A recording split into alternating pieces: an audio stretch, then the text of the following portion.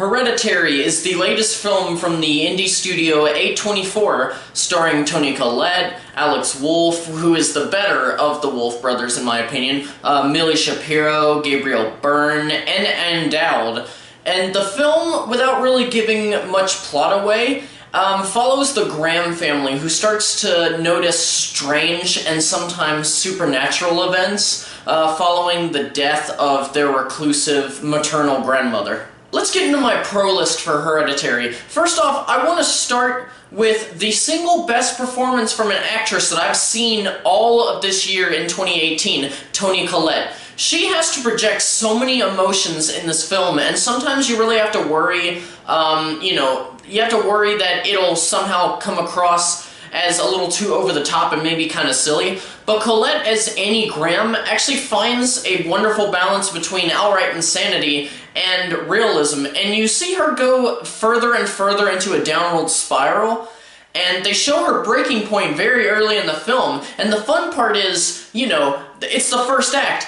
What's going to happen in the next two acts? And the fun part is really seeing what does happen after she passes that point of no return. Millie Shapiro as Annie's daughter Charlie makes her film debut, and she gave a spectacular breakout performance. She has very little dialogue, but just from her posture and her facial tics, you can tell that there's something not quite right with her. But they never shy away from the fact that Charlie is still a kid, and I found that great because in some movies like the remake of The Omen, they tend to focus on how evil the kid is. Like, they're not really something that everybody else will look at and think of as an innocent, which, everybody thinks a kid is. And that's refreshing to me. Her character also has some of the most memorable scenes in the entire movie. Definitely the ones that will always be in the back of my mind whenever I think of iconic horror shots. I'm actually going as far to say that. And that's partly because her character arc, which was surprising, and the marketing for Hereditary did not once hint at where her character arc was going, and I think most people going into Hereditary who have been paying attention to the marketing will be taken completely off guard, just like me and Mallory were. During the film, there were noticeable thematic connections to the Babadook, which for any of you who have seen my review on the Babadook, you know that I absolutely love the Babadook. And Hereditary reminded me of that film because portions of the story and character connections felt like they could actually happen when focusing on the drama within the family, and as well as mental illness, which Annie touches on whenever she talks about her family and herself. And I love a film that can be more than just jump scares and creepy images, when it touches on a deeper theme like mental health. And a lot of art house films, or art house horror films, do that. And this Hereditary felt more like a mixture between mainstream horror, which focuses mostly on creepy images and jump scares, and, art house horror, which, like I said, focuses on those deeper themes. And it made me enjoy the film more because I personally do not care for just straight up mainstream horror. And as a slight nod, while the movie's not really new and original, we've definitely seen a premise similar in the past multiple times, but really the execution is where the film soars in that aspect, and I just wanted to touch on that real quick. The direction by Ari Aster, a first-time feature-length director, showed his dedication to the craft and proved that he is really an early master of genre horror films. He chooses to film wide shots, which I love wide shots. And in this movie, it emphasizes terror and fear and just this feeling of discomfort. And actually,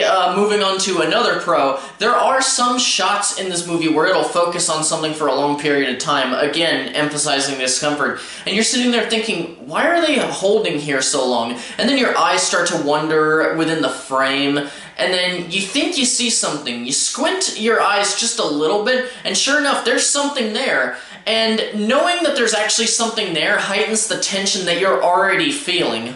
And I have to break these little bits of cinematography up into separate pros because of how much I love each individual aspect. But Aster knows that true fear comes from our own imagination. Showing us things can help, but when it's off screen and all you have to go off of is whatever's in the frame, as well as the fact that there's little to no music and the sound design, it makes our minds wander all over the place, you know, wondering what could have happened, or maybe we already know what happened, but without visual confirmation we don't know exactly what happened.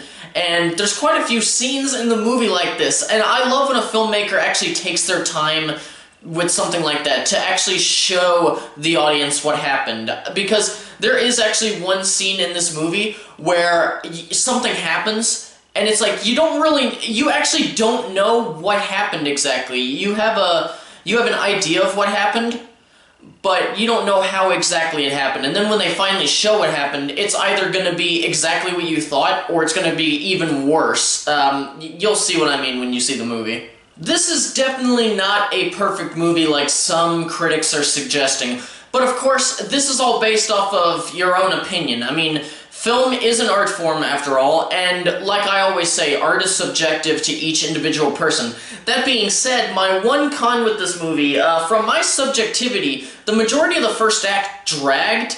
There were interesting moments and parts throughout, but I did find myself moving around in my seat a lot, just keeping myself, or to keep myself from, you know, drifting a bit. And I have a feeling that most casual moviegoers will find certain parts of the movie boring. You may prefer the first half over the second half, vice versa. You may prefer one act, or you may prefer two, or you just may love the film overall. And definitely for me, the film started firing off on all cylinders once the first act ended, because like I said, it was dragging a little bit for me in that part. And that's my thoughts on Hereditary. Overall, I really had a great time at the theater. I will admit that I'm never fully excited watching horror films. I really don't like being scared by a movie. I'm a bit of a crybaby without actual tears coming out and flowing all over my face. I'll just watch the movie, go home afterwards, and then cower in the bed with every light on. But my wife Mallory loves the horror genre, so even though I wasn't shouting on the rooftops that I was going to see Hereditary, she was. She actually asked me if we were going to see it this weekend, and she was so excited to go that her excitement for a movie actually makes me a bit more excited to see it. And, okay, will I ever watch this movie again? Maybe, but it definitely won't be for a long while, because it downright made me feel unsettled, and it's going to take a while before I can actually watch it again. But as a film, it's so masterfully made that I can't help but have an appreciation for this piece of art. If you've not seen Hereditary yet, I definitely urge you to go out and see it right now. And that's where I will end this review. If you like this video, please do not hesitate to hit that like button. And if you're new here, hit that subscribe button so that you can keep up to date with everything that's going on in the channel. Thank you so much for watching, and farewell until the next video.